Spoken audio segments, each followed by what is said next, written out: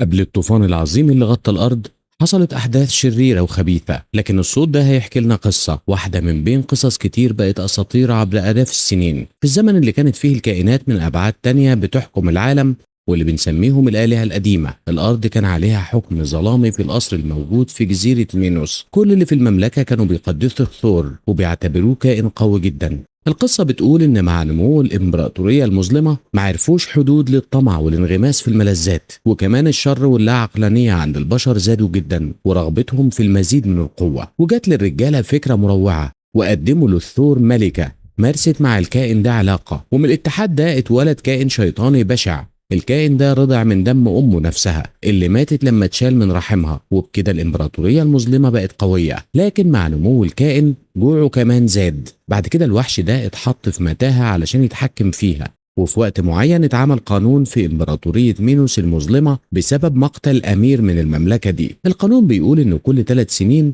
8 شباب وشابات هيتاخدوا من بيوتهم ويتحطوا في متاهة الوحش علشان يبقوا تضحية ليه. وبعد التضحية ال50 للوحش على تل بارد بنشوف ثيو مع صاحبه دانو. فجأة شافوا شكل ظل من بعيد. دانو قال إن أبوه قال إن الراجل ده نذير شؤم وبيأكد إن في حاجة أكيد هترجع. ثيو رجع لخيمته وحكى لأبوه اللي شافه في الغابة مع دانو، واتكلم عن قد إيه هو مفتقد بنت صغيرة كان بيحبها اتخذت كتضحية للوحش، وسأل كم واحد لازم يموت علشان قانون الانتقام ده لأمير من الماضي. أبوه حاول يهديه لكن ثيو كان مش راضي. في الوقت ده دانو راح يكلم صاحبته مورنا واعترف بخوفه من انه يفتقدها لما يجي الجنود. في اللحظة دي بعض الرجالة من القرية ومعاهم ابو ثيو اللي كان قائد المكان بيتناقشوا في امكانية القتال علشان يمنعوا ولادهم من انهم يتاخدوا، لكن كلهم خايفين من انهم يتدمروا في لحظة لو عملوا كده. واحد من الرجالة سأل ليه ما بيسلموش ثيو كجزء من ال8 شباب وشابات اللي هيتحطوا تضحية للوحش، لكن القائد قال انه ما يقدرش يعمل كده علشان ده ابنه واللي هيمسك بعد كده قيادة القرية. وفي يوم شاف ثيو بعض الذئاب بتقرب ناحية الغنم من بعيد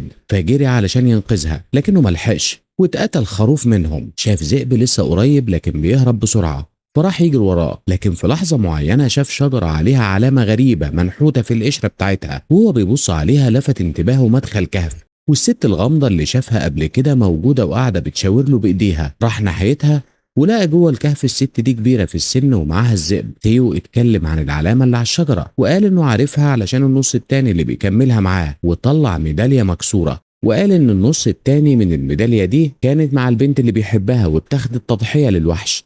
الست العجوزة قالت إن البنت الصغيرة اتاخدت لكن ما تضحاش بيها، وأكدت إنها في المتاهة تحت القصر. ثيو ما صدقش كلام الست العجوزة لكنها كملت وقالت إنه عشان العثور على المتاهة لازم يلاقي الخريطة اللي بتوضح مكانها. الخريطة دي موجودة في قصر مينوس في مكان محروس كويس من كهنة الإله مينور اللي هو نفسه الثور. ثيو قضى الليل وهو بيحلم بحبيبته اللي اتاخدت منه، ولما جه الصبح أبوه صحاه وقال له ياخد الغنم ويبعد بيها علشان الجنود هيوصلوا قريب. ثيو قال انه اتكلم مع الست العجوزة الساحرة في الكهف وانها قالت له ان البنت الصغيرة اللي بيحبها لسه عايشة ولو عاوز يشوفها تاني لازم يقتل المينوتور. ابوه قال له ان ده كله كذب من الست العجوزة وانه ما قدرش يعمل الجنان ده علشان المينوتور اله ومفيش بني ادم يقدر يقتله. وفي اخر النهار شافوا سفن الامبراطورية وهي بتقرب من بعيد، ولما جه الليل وصلوا للقرية وبدأوا في الغزو. ثيو كان في الجبال زي ما أبوه أمره لكن ما قدرش يبطل تفكير في اللي قالته الست العجوزة الساحرة. في الوقت ده الجنود دخلوا الخيم وأخدوا الشباب والشابات. ثيو وهو بيفكر شاف حبيبته اللي اتاخدت منه وبعزيمة قاموا جري ناحية قريته. لما الجنود كانوا خلاص ماشيين ومعاهم ال8 شباب وشابات وصل ثيو، ولما لفت انتباه واحد منهم قدروا انه ياخد مكان بنت من اللي بيتاخده من غير ما حد ياخد باله. ابوه شاف كل ده وهو حزين وبدأ يودع الشباب والشابات اللي اتاخدوا من غير ما يكون عنده اي فكرة ان ابنه ثيو موجود وسطهم. ال8 شباب وشابات بقوا خلاص في عرض البحر جوه قفص حديد كبير. دانو شاف واحد منهم لسه نايم ومتغطي، ولما راح يشوف مين لقى انه صاحبه ثيو. وبعد شويه ثيو اتكلم مع واحد من الشباب اسمه تايرو اللي ما كانش بيحبه قوي وقال له انه هيقتل الوحش. تايرو ما صدقش ان بني ادم يقدر يقتل الوحش ده على الرغم من انه عنده نفس الرغبه. كل شاب وشابه فيهم عندهم افكارهم الخاصه عن الثور او الوحش ده، وواحد منهم حتى شايف ان اللي بيعملوه ده حاجه المفروض يفتخروا بيها. لما وصلوا الامبراطوريه المظلمه اتخذوا على طول لوجود الامبراطور دولان اللي امر على طول ان التضحيه هتبدا. وخدوا بس 2 بنات قدام عرش دولان في حفرة متغطية بقضبان حديد كبيرة وسميكة، واللي هيتضحى بيهم هيتدفسوا من خلالها. لكن قبل ما دولان يزق البنتين، ثيو قال ان البنتين مش هيأثروا في الوحش، فدولان امره انه يسكت ونادى على اميرة المملكة.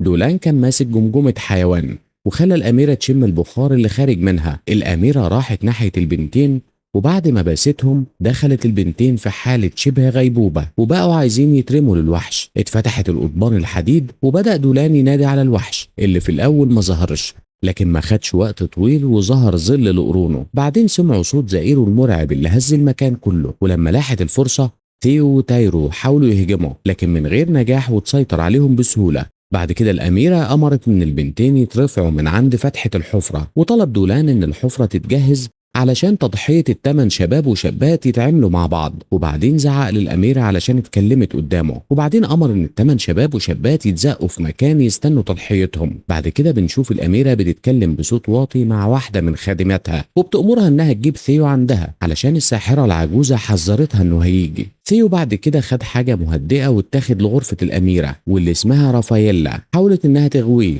لكن ثيو ما وقعش في الغواية، ووصل انه هدد الاميره انه لازم يعرف هي عايزه منه ايه بالظبط. رافاييلا بعد كده قالت انها عايزه ثيو يساعدها انها تتحرر من الوحش، لكن كل ده بيتسمع ويتشاف من دولان اللي كان بيتجسس من الاول. رافاييلا كمان جابت سيره بنت من التضحيه الاخيره واللي طلعت انها فان، البنت اللي اتخذت من ثيو. رافاييلا طلبت من ثيو انه ينقذها وانها تساعده في المقابل. بعد كده دولان جا ومعاه رجاله وامر ان ثيو يتحبس، وثيو حاول يقاوم لكنه اخذ حاجه مهدئه تاني بسرعه. دولان هدد رافاييلا وامر ان ثيو يترمي في الحفره اللي فيها الوحش. باقي الشباب والشابات كمان اتاخدوا بسرعه، وبعد ما اتحطوا في المتاهه كل واحد فيهم اترمى جوه من مداخل مختلفه متوزعه في القصر. ثيو قدر يسمع صريخ صاحبه اللي بيرن صداه في المكان ومعرفش يعمل ايه. اتسمع صوت تنفس تقيل وبعدين صوت زئير مرعب. الوحش طلع بسرعة علشان ياكل أول ضحية ليه، واللي كانت البنت المؤمنة. صريخها المؤلم عمل صدى جامد في المتاهة قبل موتها. وبعد كده ثيو مشي بحذر لما شم ريحة غريبة جاية من شق في الصخرة، ولما ركز عرف انها نوع من الغاز، نفس الغاز اللي دولان استخدمه النهاردة علشان يخلي الناس تشمه. لما ثيو شمه بكمية اكبر تخيل حبيبته ايف للحظة، لكن بسرعة اختفت الرؤية وسمع صوت شبه صوت تصادم الحجارة جاي من اخر النفق. فراح ناحيته ولقى مورنا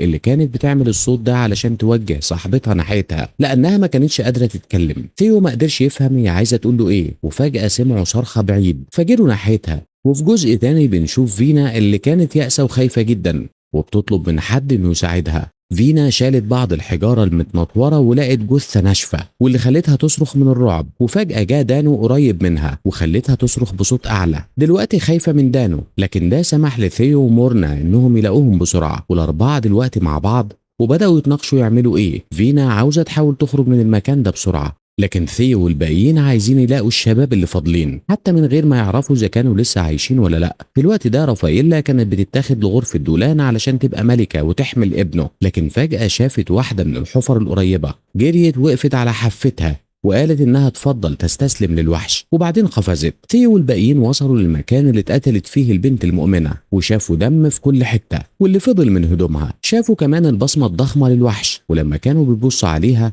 ظهر تايرو وهو بيحط ايده على بق دانو وقال للباقيين انهم يفضلوا ساكتين علشان الوحش قدامهم قريب جدا. تايرو قال انه هيقتل الوحش بنفسه بس محتاج حد يبقى طعم. ثيو اتطوع ان يبقى هو الطعم، والباقيين استخبوا قريب منه ومعاهم اي حاجه ممكن يهاجموا بيها، واستنوا الوحش يقرب علشان يهاجموه. حاجه كانت بتقرب، ولما الكل نط علشان يهاجمه اكتشفوا انها بس رافاييلا اللي قالت انها جت علشان تساعدهم وانها عارفه طريقه للخروج، وان الخدامه بتاعتها مستنياهم كمان. فينا ما كانتش عايزه تثق فيها وبدات تمشي، لكن ثيو طلب منها ما تروحش، لكنها بدات تقول حاجات مش ظريفه لكل واحد فيهم، وبتقول انها مش مهتمه باي حد فيهم، وإنها كمان مكسوفة إنها اتولدت في قرية ثيو. وهي لسه بتتكلم اتقتلت فجأة بقرون الوحش اللي ظهر وراها، وخلت الباقيين يبدأوا يجروا علشان ينجوا بحياتهم. وبعد ما بعدوا عن الوحش لقوا صديقهم التاني دياي اللي فاق بسرعة بمساعدة رافاييلا. كملوا طريقهم وبدأوا يقربوا من الباب اللي أكدت رافاييلا إنه هيطلعهم بره، لكن قبل ما الخادمة تفتح الباب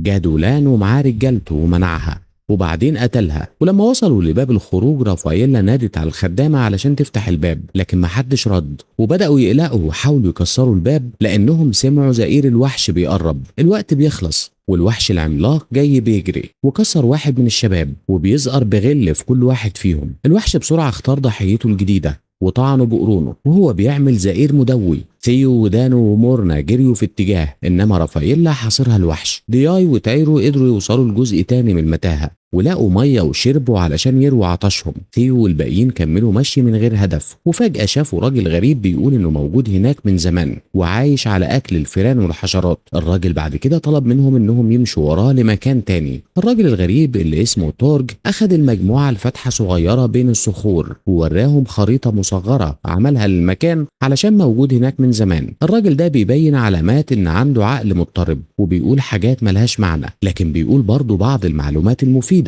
زي ان الوحش بينام في اوقات معينة، والكلام ده له قيمة عند ثيو.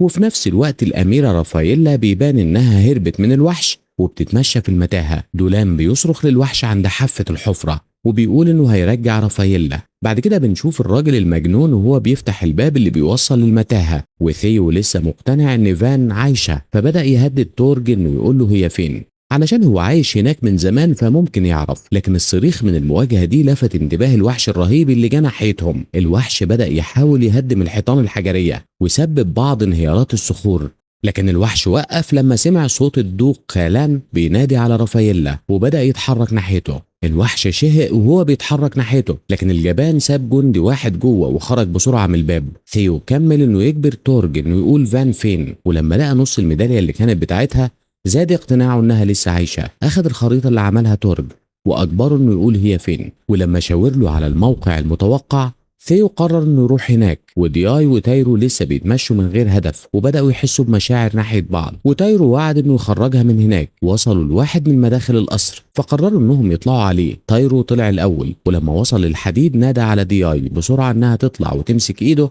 وهي لسه بتتسلق. الوحش جه تحت، ورغم توسلات تايرو لدياي انها ما تبصش لتحت هي بصت، ولما شافت الوحش بدات تصرخ وتلفت انتباهه. وللاسف زي ما هو متوقع البنت الصغيرة ما قدرتش تمسك بسبب الذعر ووقعت على قرن الوحش على طول.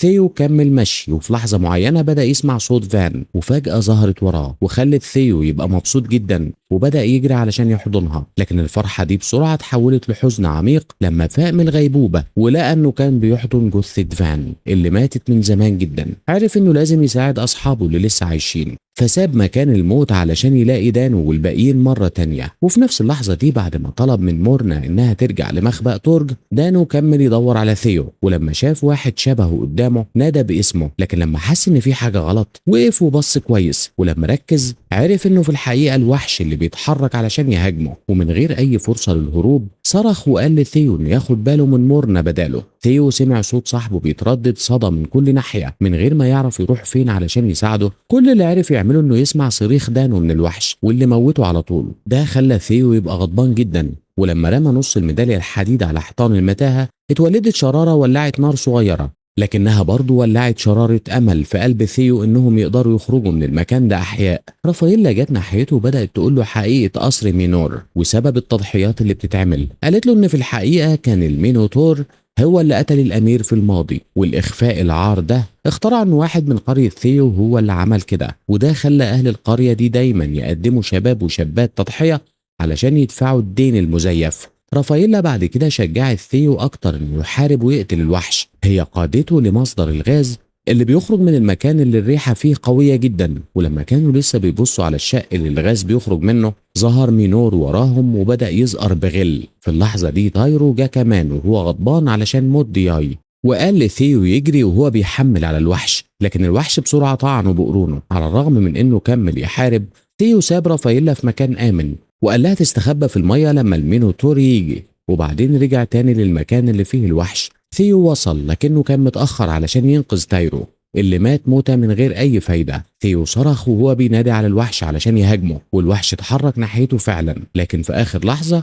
ثيو تفاداه وخلى الوحش يخبط في حيطان المتاهة، وده عمل فتحة في منطقة خروج الغاز. الوحش قام وهو بيتخبط من بين الحجارة اللي وقعت وقرونه اتكسرت. ثيو دور على قطعة الميدالية الحديد علشان يعمل شرارة تانية، لكنه عرف ان القطعة متعلقة في قرن الوحش. والوحش لسه عمال يخبط جري في اتجاه تاني، وثيو قفز عليه علشان ياخد القطعة. ثيو لما أخدها الوحش شافه بيجري ناحية مصدر خروج الغاز، فبدأ يجري وراه. ثيو غير اتجاهه وبدأ يجري ناحية رافاييلا علشان ده المكان الوحيد اللي يقدر يهرب فيه من النار. حاول يعمل شرارات بالميدالية على الحيطان ونجح في الآخر. النار بسرعة أكلت المتاهة وثيو يدوب وصل للمكان اللي فيه رافاييلا. الوحش ما كانش محظوظ واتحاصر بالنار القوية، والانفجار كان قوي لدرجة انه طلع من تحت القصر وخبط دولان وخلى فيه دمار كبير. ثيو ورافاييلا هربوا تحت المية، وفي نفس الوقت الدوق كين واتنين من الخدم ماتوا بالحجارة اللي وقعت. ثيو ورافاييلا طلعوا من المية لسه خايفين من الوحش، وبعدين سمعوا صوت خطوات جايه من وراهم ولقوا انه المينيتور اللي نجا من الانفجار لكنه متضرر بشده. الوحش اتحرك ناحيه ثيو مره تانية، لكن ثيو شاف قطعه القرن اللي الوحش وقعها قبل كده ومسكها بسرعه وهو مستني الوحش. ثيو قدر انه يطعن القرن في بق الوحش على طول، وبقوه وزنه هتم موته وهو بيثبته على الحيطه بقرونه. ثيو ورافاييلا بسرعه بداوا يدوروا على طريق للخروج من المكان ده، وفي الطريق لقوا مورنا لسه مستخبيه مع تورج، فبدا ينادوهم انهم يهربوا مع بعض. كل حاجه بتنهار، وكملوا طريقهم لحد ما لقوا مخرج بيظهر ضوء الشمس. لما طلعوا لقوا نفسهم في الجزء الرئيسي من القصر وكل حاجه متدمره. دولان لسه عايش وسط الحطام لكن بالعافيه. رافاييلا قربت منه وخنقته، وبكده ضمنت مستقبل مختلف واحسن لكل الناس. ودي نهايه الفيلم.